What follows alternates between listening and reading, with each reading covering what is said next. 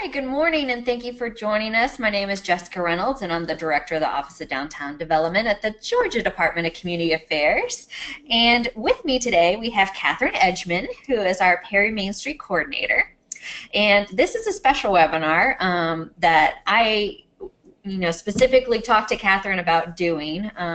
We had kind of focused on some public relations and stuff like that, media stuff back in January, and we wanted to come at it from a different angle. Catherine had reached out to me, and she has extensive experience working with newspapers, and I mean, that's just one of those things that, if you have that experience, like, let's tap into it, let's see what's going on, and let's, pass that knowledge on to our managers. And so when Catherine first approached me about doing this webinar, I was sold. I was like, let's do it. It's exciting. It's different. Absolutely. So, we'll dive right in. I'm going to turn it over to Catherine, let her kind of tell us a little bit about herself and how she ended up in Perry and stuff like that. And Catherine, tell us a little bit about your experience working with the media. And then we'll get started. I'm very pleased you all are able to join us today. As some of you may know, that in my former life, I worked in the community newspaper, much like the ones in your communities that publish once or twice a week. I started out as a reporter and moved up to an editor's position. I covered everything from school board millage rate hearings and local elections, city council and county commissioners meetings, to traffic fatalities and human interest features. I worked on some huge stories when I was there, including a 100-car pileup in Ringgold that closed down I-75 for a day, and the execution of a convicted murderer. Based on my experience and understanding of media deadlines, I wanted to give you some insight into how to work with your local media to get better coverage for your news and events. And as we go through this presentation, I'm going to refer mostly to newspapers. However, most of this content is also going to be applicable to your TV, radio, and other news outlets. And don't forget social media, folks. Absolutely. First off, you need to have a better understanding about how the newspapers cover news in the community. Advertising sold drives the space available for news coverage. This is why sometimes a newspaper will not run your photos or copy immediately. If it bleeds, it leads. Unfortunately, the cliche is true. Salacious news often gets more coverage than the news stories that have a direct impact on more people. Newspapers know readers are more likely to buy a paper to read about a grisly murder or sleazy sex scandal than to read about the school board raising the price of school lunches. However, at the end of the day, more people are going to be affected by that school board's decision than by the other stuff. It's true. So, to keep their ad revenues pumping, newspapers have to keep their readership up so that they can continue to convince advertisers to advertise with them. All media understand this. Same principle with your TV folks. Newsprint space and airtime are then very precious and valuable. News reporters generally write in what's called an inverted pyramid style. Some of you have probably heard about this. Rather than in the narrative style we learned when we were writing our essays in high school English class. Now, they try to answer as many of the who, what, where, when, how, and why questions up at the top of the story. And as you go read further down in the story, your details become less important and less current. In the old days, when newspapers were laid out with the little blocks of letters, like you've probably seen in some documentaries somewhere, the editor filled the hole with as much copy as would fit, and then they had to cut the rest of the story. Because it's not like the days of computer where you can fudge with the leading and kerning. They couldn't do that. They just had to make a logical ending. And then sometimes you see these little quotes just randomly inserted in there. That's to take up that last half inch of space or something.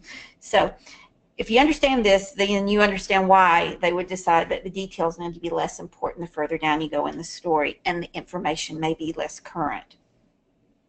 Now, if you're reading the follow-up to an ongoing news story, such as the search for the Boston Marathon bombers, for example, your newest information is going to be in the lead. And if you read a few paragraphs, you're still going to understand what's going on. But as you read down, you're going to start seeing the older information That about kind of like historical. the historic information for that one person out there who might have missed it when it actually happened. So, you know, and the same kind of principle is going to guide the headline scrolls that you see across the TV news at the bottom of the screen. Your radio and TV like sound bites. So you'll see a newspaper, what has quoted up high in a story, or as a lead, maybe that 5-second teaser for the top story on the news hour, or the human interest feature story that's coming up after the commercial break. Yeah. So, like I said, these same kind of principles will carry you across all the media, but again, I focus on the one I know the best. And I think it makes sense too if you think about it, the attention span for most people as well. They may not have the desire to read the whole story. Exactly. So if you know that they're not going to want to read multiple paragraphs, how do we get, you know, the most current effective information to them as quickly as possible, so that way they're still not missing some big important component of it. And that's exactly true. And some newspapers, I'm sure you've seen in some of the larger cities, have like a 3-minute read where they encapsulated, here's what you need to know, assuming you're somebody who regularly reads the news. You're staying abreast of all of the latest developments that way. Absolutely. Because some people don't have 3 hours to pour through the New York Times. Exactly. So some more things you need to understand about news. News is relative. What is front page news one day may not even make it in the paper or on the TV news on another. I'll give you an example. This really happened. An elderly lady mistakenly pressed her gas pedal instead of the brake and plowed through the front of the old shoe store, which was probably the oldest business in town. On Friday, we had this great standalone photo of the front of that building punched out, all these shoes thrown everywhere. And it was going to be on our front page when we went to press on Monday. That weekend, Tri-State Crematory broke. And everything that had previously been going to be on our front page news moved to the back to a later edition, or maybe didn't run at all. And in the case of the shoe store photograph, never ran because it was eclipsed by a bigger story that had a much larger readership. So for those of you who don't remember, that was the story about the hundreds of uncremated bodies that were found strewn about a property in northwest Georgia. And it captured the attention of the world because it was something so bizarre, even Stephen King hadn't thought that one up. So we had reporters from like BBC in Australia and all over the world in our community. I was going to say, it became national news. It was huge. And it literally eclipsed everything else that went on. Now, I'm hoping that none of you have something that horrible happen in your communities, or that would cause that much of a negative image to happen for your community there, because it was not something that, you know, anybody ever aspires to be known for or remembered for, but sometimes, unfortunately, things do happen. So just keep in mind that you know, that the news is relative, and they're going to while it's a hot topic, they're going to be covering it. So you also need to understand that most of the time reporters are not sitting around all day listening to a scanner waiting for something to happen like on those old 50s TV shows, so they can go dash off to a car wreck or something like that. Before each edition, I always sat down with the reporters and photographers and worked out what's called a story budget. And where that was when we would look at all the upcoming meetings, ribbon cuttings, and things we knew were happening in the next week or before our next edition, and we would assign who was going to cover what. This is how we planned what we were going to be doing. But, you know, if a big story breaks, that may cause you to start shuffling your staff and what you're covering to be able to cover everything you want to. So this also happens with other media as well. Now, newspaper staffing.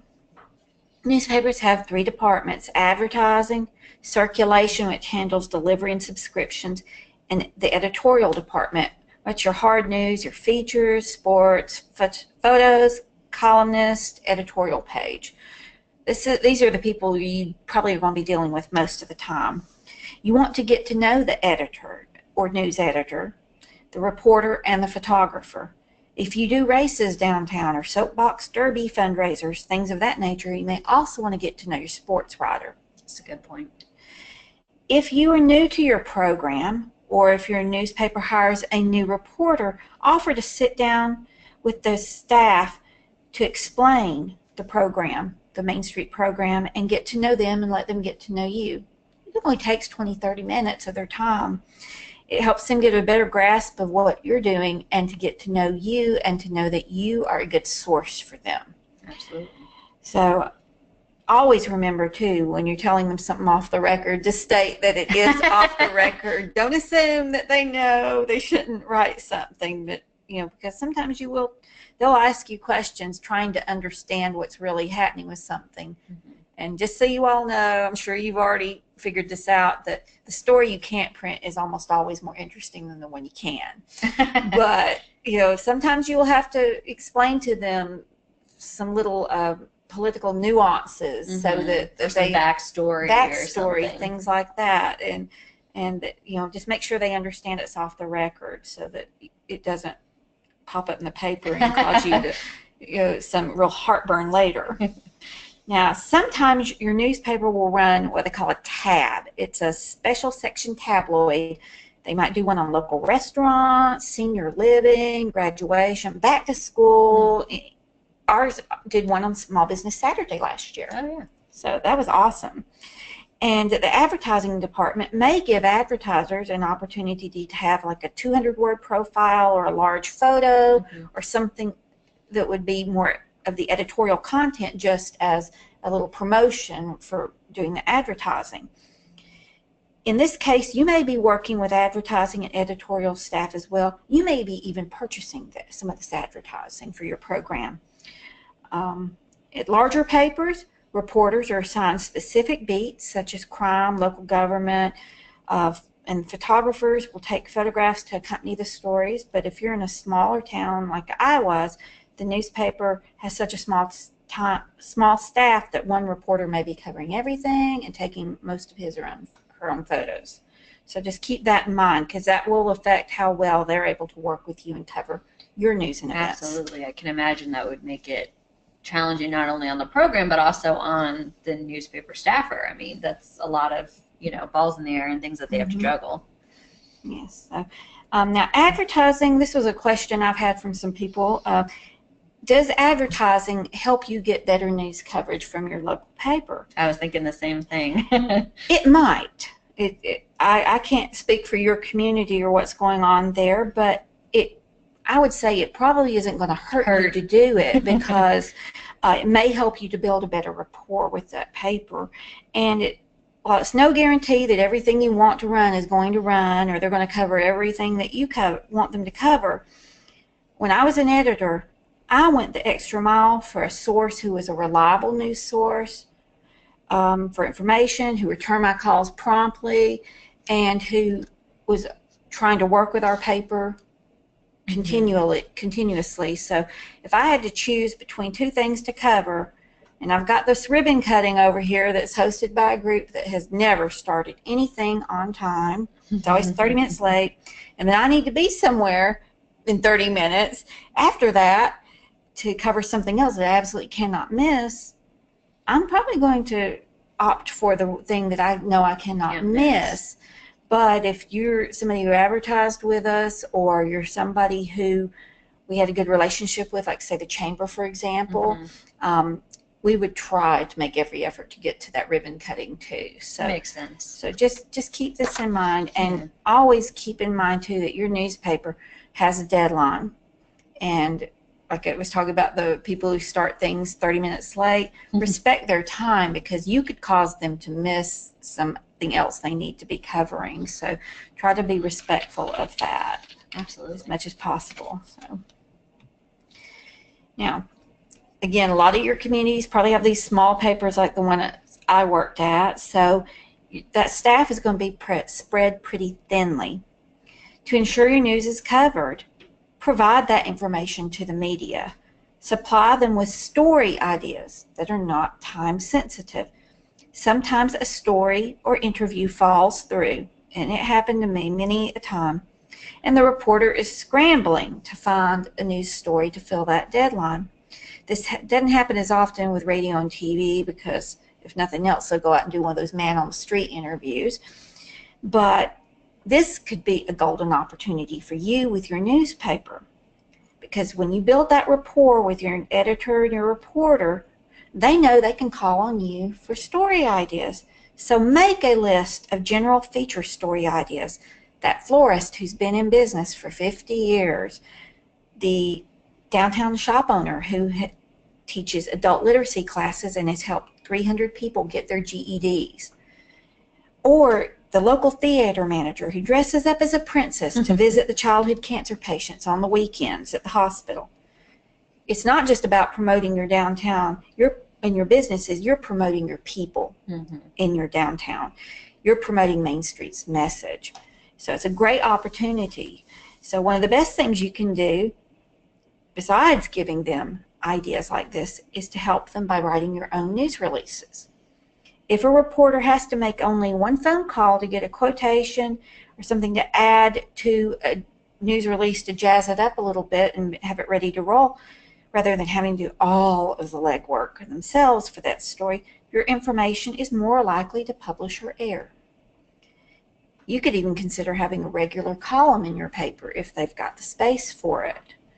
So, and your local newspaper may also contact you when they're working on special publications like those tabs we were talking about. I write one every year, an article that spotlights our downtown for the county's annual visitor information publication that our newspaper publishes. It's a big magazine. I write about how downtown looks more attractive, new businesses have opened, all these jobs have been created, we've got visitors coming to our successful events, and we've got this really strong historic preservation ethic. The Main Street program is mentioned once or twice, but the article is all about Main Street because it's all about our accomplishments and all of the things that when you sit there and look at your annual accreditation document, you're going to say, yes, we're doing these things. So you can get that information out there more subtly than just beating somebody over the head. Yeah. Main Street, Main Street, Main Street. Yeah, I think that's a really good point to make, that it doesn't always need to be about the program necessarily in the organization, but also about like the downtown and just the culture that you're trying to create, the environment that you're trying to embrace through the program. The program is a catalyst to help you create that environment, but it's about more than just the organization itself. I think that's a really great point to make. The other thing I want to tag on to is you talked about those like tabs and inserts and stuff, and I remember, when I was a local manager, having that great relationship with the paper was really important to us, and not just with like the publishers and the editors, but also with the advertising directors. And there were times where I would go, pitch an idea, kind of like what you were saying, even with like that small business Saturday, insert that you did, and saying, oh, if we can get so many people to buy in, will you give us a special rate, and trying to kind of leverage that group buying power, so they get exposure, but and they liked it too because they're getting money from the ads, we're getting exposure, everybody's getting a better rate, because we're using that group buying power, and it's kind of a win-win-win on all sides, so it's kind of, that's where those relationships though are so important, to be able to sit down and have those conversations and say, hey, I got this crazy idea, what do you think? Exactly. That's exactly the way you need to be approaching working with your local media, because they can be your friend. Sometimes they are not your friend. Most of the time they can be your friend and a resource that I don't want to say exactly exploit, but they can help you promote yourself. They can help you sell your program to your community. Absolutely.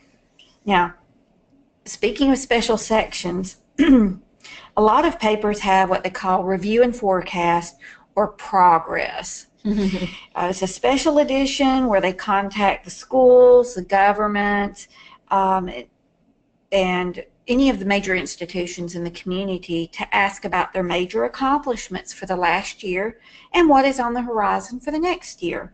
I know you all have seen these. So when we were doing these at my paper, we were planning an insert that was about 3 to 4 times the size of a regular newspaper to be inserted. We always did them in February, I believe. And we were working on these about a 6 to 8 week period ahead of when they would publish. So you can imagine it was a very frantic time to try to squeeze all of these additional articles and photographs in there. But it was a great opportunity to learn about what was happening in our community, because sometimes you miss things. Sometimes things fly under the radar, and your local media might not pick that up. And it's a good opportunity for you as a Main Street program to shine. You can outline your accomplishments in the previous year and tell them what you're working on in the future. It might be a good way to also help you to recruit volunteers and do fundraising, because if something you have on the horizon is generating enough interest from the public, it might help you to accomplish that goal more easily than you thought you could. So again, reach out to your newspaper to find out if they do want to do one of these review and forecast progress type editions, and find out how you can submit an article for it, because that's more coverage for your paper, more coverage for your program. Now, when you are submitting your information to the paper, you may also want to submit photographs. You should get mug shots of each of your board members, headshots, but we always call them mugs, for your board members, so that your media will have those on file when they do want to write a story and use a quote out, which is one of those little quote boxes that has the photograph of the person speaking in it, so that they'll have those on file, because they'll probably ask for at least one of your chairmen if you don't submit it to them. That's a great idea, because that's one of those things we don't always think about until we need it like yesterday, so to have that kind of done and in the bank, exactly, is smart. If you're like me, the time it's going to happen is going to be when that chairman is on a cruise in the Caribbean or something. So go ahead and have one handy so that you've already got that covered. Now, if you're taking general photographs, take multiple shots and submit them. The paper will pick the one that they think is the best, or is going to work the best for the way they're packaging their story and their photographs. Photographs with people and animals doing something, preferably not staged, are better than those of photographs of people doing nothing, or better yet, they're better than the photographs that have no people or no animals, nothing happening in them at all. Now, occasionally you'll have that before and after facade improvement picture. Now, those are okay, but if you're wanting something that's probably going to go on the front page, that you want some action in your photograph. That makes me think of, we're always talking about there's stuff going on downtown, you have to see downtown, and then we send photos of just the downtown and no people in it. No people.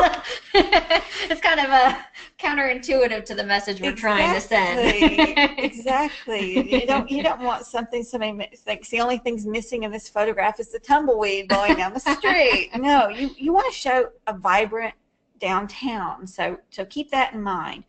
Now, if you have a festival coming up, you should try to submit multiple photographs from that. Maybe try to get one from each of the major activities, a couple of the headliner band, the face painter, or the clown presenting balloons, things of that nature. Now, the paper may only be able to run one or two of your photographs, but they may also have room to run a photo page. And if it's a paper like where I had worked, the Freedom Festival, 4th of July, they always made sure we had at least one page. Usually it was 2 pages for photographs for that event. Yeah. So it's better to give them more than they can use than too little.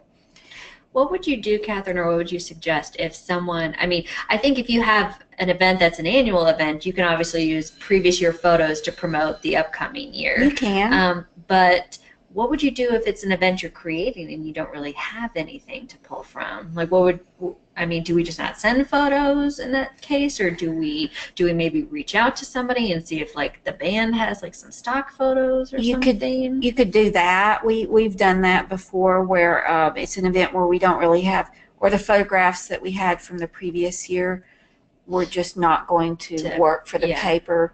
We'll talk more about what the newspaper is going to expect when you submit them, but you could reach out to that band and get some of those publicity stills and to promote that. So at least there's something there. Yeah. And many times at the newspaper, we did contact either the event organizer locally or maybe the agent for that band and say, can you send us something so we can something to run. And those people that do that all the time, they've got those things just scattered and just ready to send out. So if you don't have a photograph and you're working with a band or you've got a public speaker coming or something like that, see if they've got a publicity photograph. If nothing else, it could be a mug shot of your speaker. So, but that's a good point. Now, I was also asked to make sure we touch on the subject of children in photographs. Yes. If you're at a public event and a child is clearly identifiable in a photograph, you should request the parental or guardian's permission. Ask for a copy of your local paper's photo release form, something that you can use as a template and take around to have signed. And then when you go to submit your photographs to the paper, they can ask, did you get a release for this photograph, this little kid with the lollipop? And you can, I've got that. And they're going to feel a lot more comfortable about running that photograph. Now with adults, we generally weren't worried about that because they see a camera, they know what's about to happen. If they don't want to be in a photograph, they're going to walk away or they're going to put their hand over their face or something. You know, they know. So, but always make sure with kids that if you can clearly identify the children, that you're getting that release form signed so that you know that you're covered on that. Now, when you're going to submit your photographs, the minimum resolution the newspaper I worked at ran was 200 dpi. For magazines or some slick type publications, we ran 300. Ask your newspaper what resolution they're running at so that you will know what you need to be submitting to them and in what kind of format they're going to want it. We ran TIFFs, but they also run JPEGs. Don't send them like PNGs or those that are web ready because the resolution will be way too low. Yeah. A lot of your devices, if you don't go in there and check them and reset them, they're going to take a photograph at 72 dpi. When you send a 4x6 photograph at 72 dpi to that newspaper and they're having to take it into Photoshop and compress it to boost the resolution where they need it, that photograph is now 2 inches wide. 30 people at a one column photograph, they're going to look like little ants. So make sure that you're sending a large enough file that if it's taking it a 72 dpi, that photograph is 15, 18 inches wide, and because by the time they compress it where they need it, it will still have a high enough resolution. You can do some things to fudge in Photoshop, but if you're resampling, what's going to happen, your picture is going to look pixelated, and I'm sure you've all seen where it's real grainy and looks like it's just not sharp, and it's one of those where it just looks off. There's something fuzzy about it. It's not sharp, you know. And we didn't like to run those. We would always ask the person who submitted the information if they could resubmit it.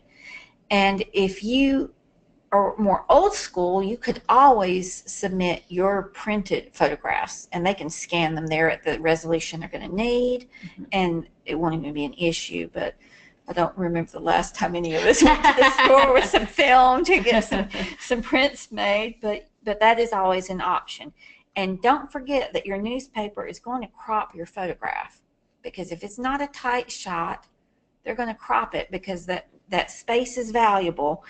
And unless this is a fashion show where people really care about the shoes, they're going to crop at the waist or right below that big check you're holding in the photograph. Nobody cares about what's happening, your feet, unless it's one of those shovel ready shots of the groundbreaking. Yeah. So remember that too, because when you crop it, your photograph's getting smaller. Yep. So That's a good point. You try to, if you can, compose your shots where you're maximizing what you've got in that shot so that it's tight. And again, pictures of the sky, they're probably going to crop that out too, because again, it's, you know, it's the sky. Unless it's something special happening in the sky, they're not going to want to run that part. Unless it's the eclipse, we're probably going to cut it out. They're probably going to cut it out. Yes. So when you go to submit your photographs, include cut lines, captions that identify the people in the photographs. If it's a check presentation with a handful of people, you want to identify each one and give their title or affiliation. Move from left to right as you identify the subjects. If it's a groundbreaking photograph with 40 people in it, for example, you may not be able to identify everybody in there, and you only identify the most important people right there on the front row. And if it's a photograph of 2 people, for example, say, you could say, Mayor James Smith left, presents a key to the city to John Doe.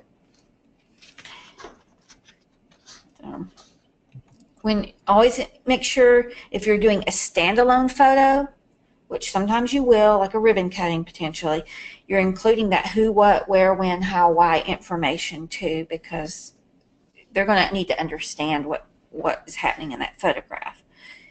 To write your news releases, one of the things I would suggest you do is start studying articles in major newspapers. Read the way these other people write.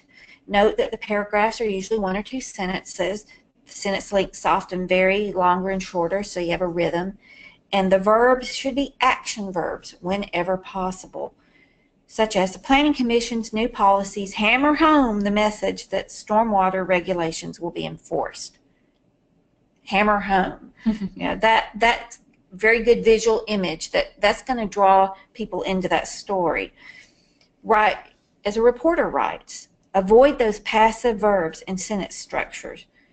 Your alternative could be something like saying, the Planning Commission met Monday night. They adopted new policies, and there will be higher fines for stormwater violations. That's boring. Don't do that. Nobody's going to read that. Don't bore us to death, folks. No, you want to grab the reader's attention. And if you need help trying to come up with getting used to the concept of punchy verbs, read sports writers. They've got the best command of verbs of anybody. Sports writers, hands down. So check out how they form their stories and their leads, and that'll give you some inspiration for your news releases. And if by chance you are in a community where you are lucky enough to have a communication specialist, somebody who does this for your city, work with that person. You can feed them story ideas and collaborate with them. Most cities don't have that, but if you're lucky enough to, you can still work with that person on writing the news releases that are promoting what Main Street is doing. And it takes a little of the onus off of you, because they're going to be more comfortable doing this. Yeah, tap into that resource if you have it.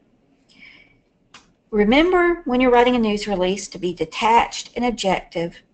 Do not write your news releases if you're writing a letter or an email to your best friend, and don't address the reader directly as you. Do not draw conclusions for the readers, like the Main Street program is the best thing to ever happen.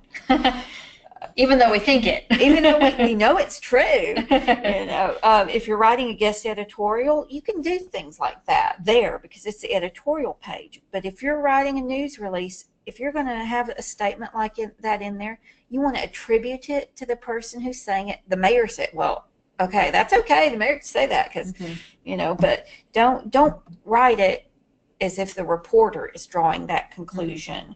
And I would suggest buying an Associated Press AP style book. The AP style book will help you with learning abbreviations, capitalization, punctuation, and grammar rules. I also recommend The Elements of Style by William Strunk and E.B. White, which states vigorous writing is concise. and lists the words you should never be using, like really and very. And always remember that your target audience reads on an 8th grade level. So you don't want to use a $10 word that someone may not understand when a 50-cent one will do. So readers get nothing out of the story if they don't understand it. So, okay. Now, remember that inverted pyramid we talked about before. Cut to the chase. The lead paragraph is when you tell your readers why they should keep reading. Don't try to put too much information in the lead, but leave no doubt for the readers what the story they're going to, if they keep reading, what the subject matter is going to be about. Headlines can also capture or lose readers. You can suggest a headline on the subject line for your news release, and the newspaper may not use it. So your best bet is to focus on a good lead. The less editing an editor has to do, the more likely your news release will run as submitted and emphasize what you want it to. I cannot emphasize this enough, folks. You understand the way they work, the deadlines they've got. If they don't have to sit there and completely rework what you submit, there's a very good chance it will run the way you submitted it, meaning what you think is important will come across as being the important information in that article. If you turn in something that is not well written and they have to spend an hour rewriting it and they've got some story breaking, they may not have time to do that. So your article may not run. And I would also think that in the future, if they know that when you send them something, it's ready to go for the most part, they're more likely to plug it in because they know they don't have to put a lot of work and time and energy into cleaning it up and, making it what it needs to be. You're a reliable, relationship that they can tap into. Right. That's exactly correct. And that they know from dealing with you that the information you give them is correct. Mm-hmm. You are truthful in what you're providing to them. I cannot emphasize how important that rapport is with your local media. So think of yourselves as your communications officer or communications liaison for your program when working with your local media. Do not style yourself as being a public relations person. That's different. They're more like advertisers. And in the newspaper field, we call them hacks. We don't give a lot of credibility to their press releases because they are the ones that sound like a commercial, and you're just like, oh man, I got to rewrite this, and I need to call so and so and so and so to get some quotes, and and spend a lot of time on it.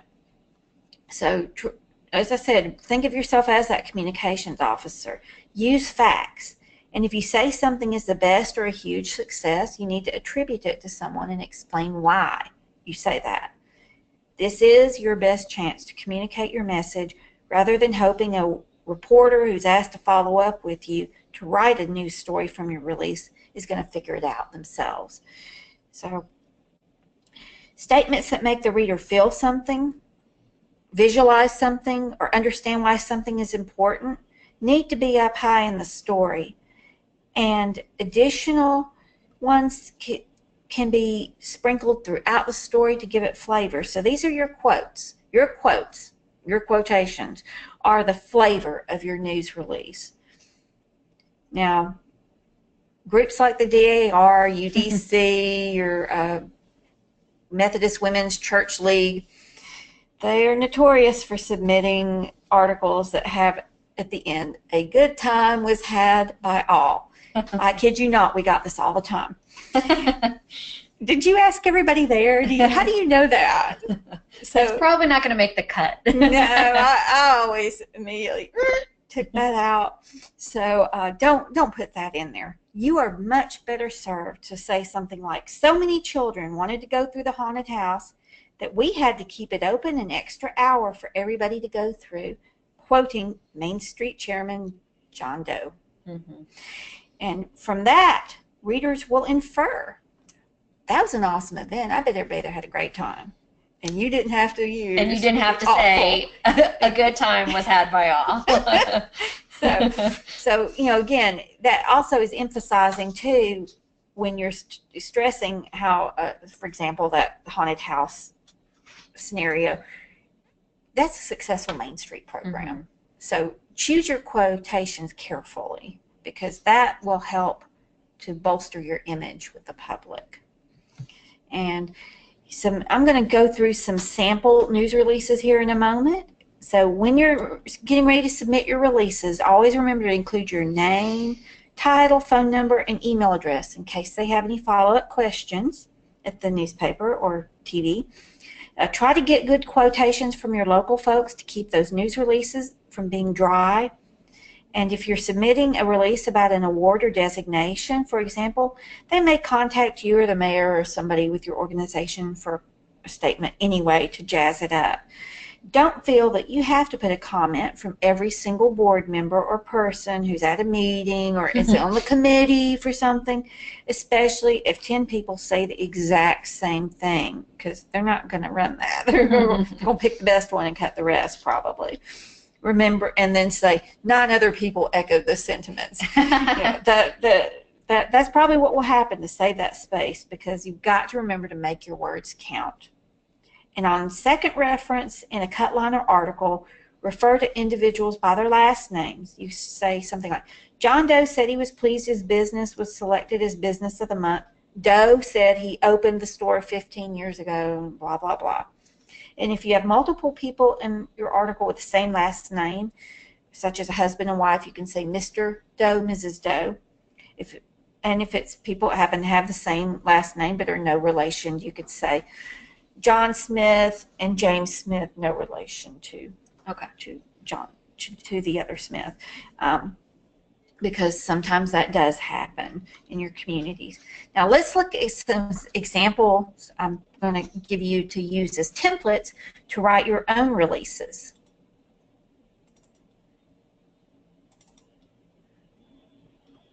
Okay, here's one about a business opening. It was a home decor store in our downtown who was opening. She was opening. She'd had a business out at her place out in the country and wanted a real brick and mortar store in downtown. So we talk about how this store is going to give functional and decorative new life to everyday items. And then we launch into the owner.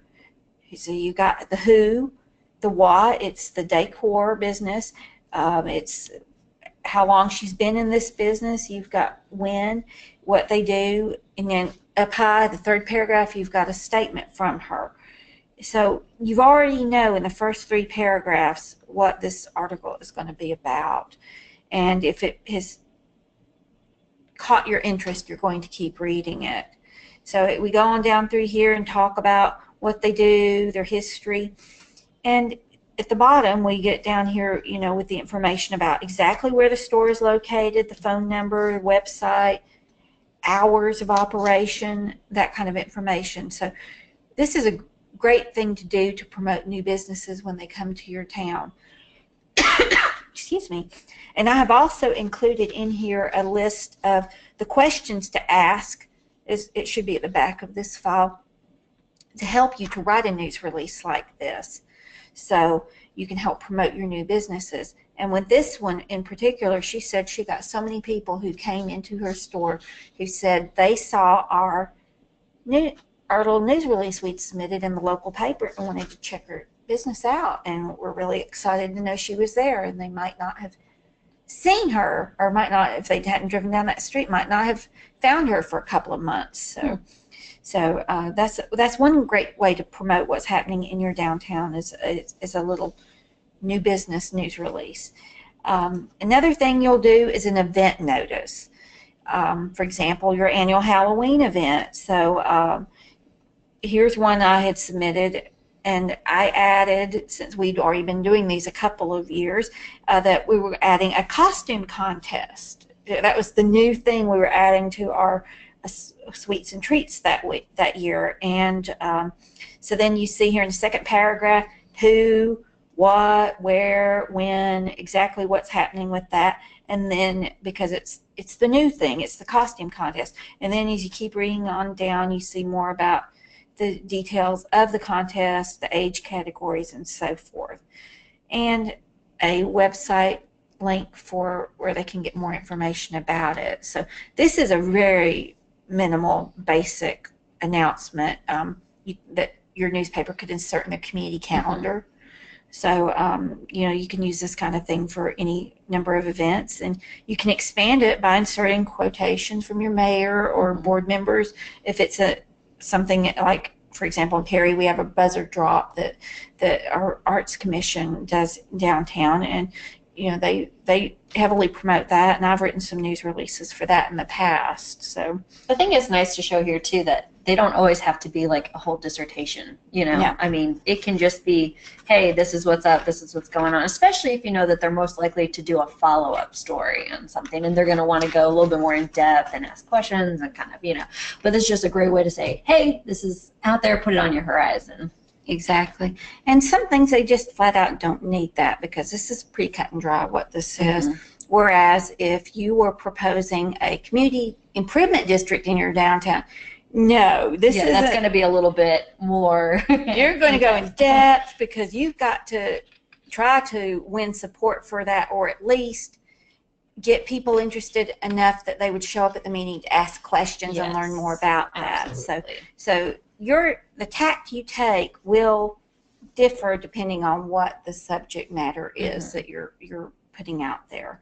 So here we've got one about ribbon cuttings, because these happen all the time in our downtowns, and I just wrote this up very quickly. It's not the best example, but I just wanted to write one as an example in case your chamber, for example, didn't do one, or maybe you've got a new business that isn't a chamber member yet, for them to do a ribbon cutting, and your Main Street program is doing a ribbon cutting for them.